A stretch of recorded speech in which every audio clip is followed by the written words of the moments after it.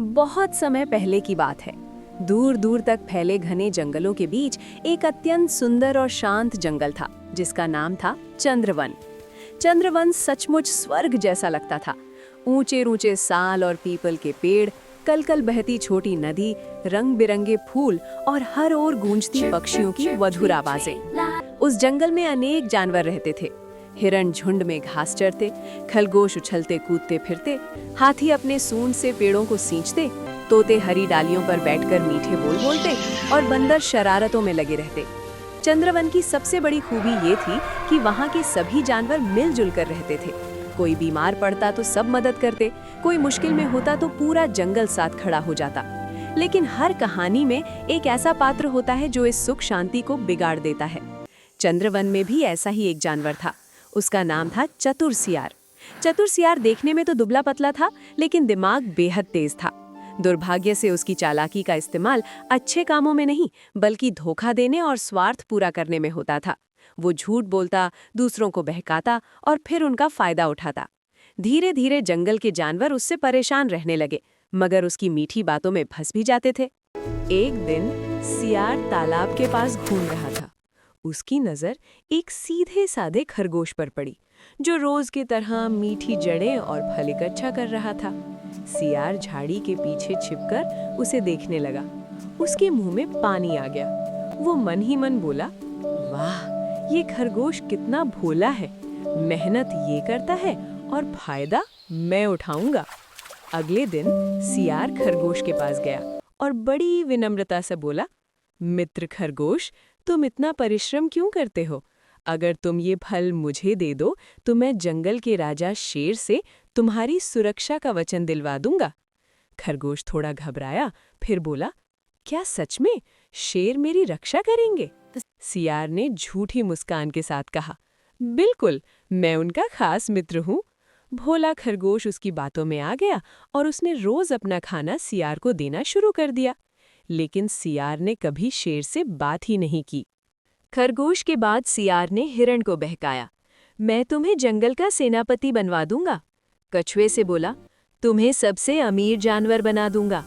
तोते से कहा, तुम्हें राजा का संदेशवाहक बना दूंगा। सब उसकी मीठी बातों में फंसते चले गए। सियार रोज सबका खाना इकट्ठा करता और एक गुप्त गुफा में जमा करता।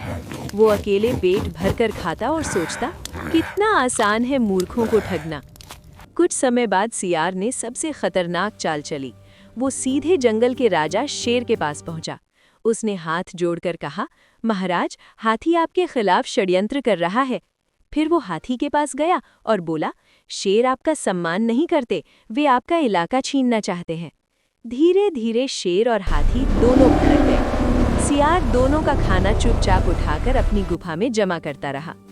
एक दिन बात इतनी बढ़ गई कि शेर और हाथी में भयंकर लड़ाई हो गई। पूरा जंगल कांप उठा। लड़ाई देखकर भालू दौड़ता हुआ आया। उसने बड़ी मुश्किल से दोनों को शांत कराया। जब बातों का सिलसिला शुरू हुआ तो सच्चाई सामने आने लगी। तभी सबको समझ आया, इस झगड़े की जड़ सियार है। सभी जानवरों ने शेर के सामने अपनी अपनी शिकायतें रखीं। शेर गंभीर स्वर में बोला, अब समय आ गया है कि सियार को उसके कर्मों का फल मिले। उस रात जंगल में सभा हुई और एक योजना बनाई गई। इस योजना में भालू को भी शामिल किया गया। अगले दिन भालू सियार के पास गया और बोला, नदी के किनारे एक पेड़ पर बहुत बड़ा शहद का गुच्छा है। सुबह मधुमक्खियां बाहर जाती हैं। मैं पहरा दूंगा, तुम गुच्छा लेकर भाग जाना, आधा मुझे देना।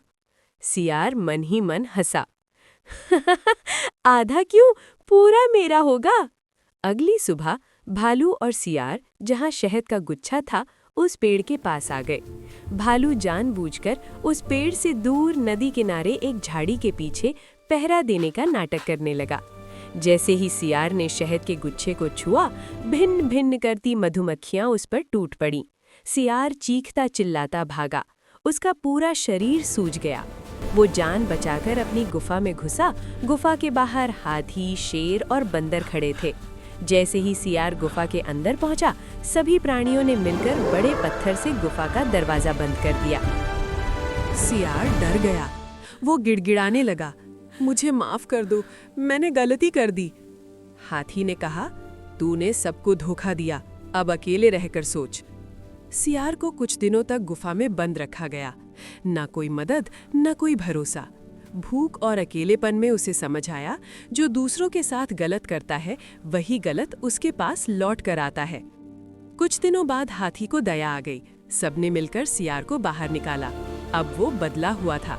उसने सबके सामने माफी मांगी और ईमानदारी से रहने लगा।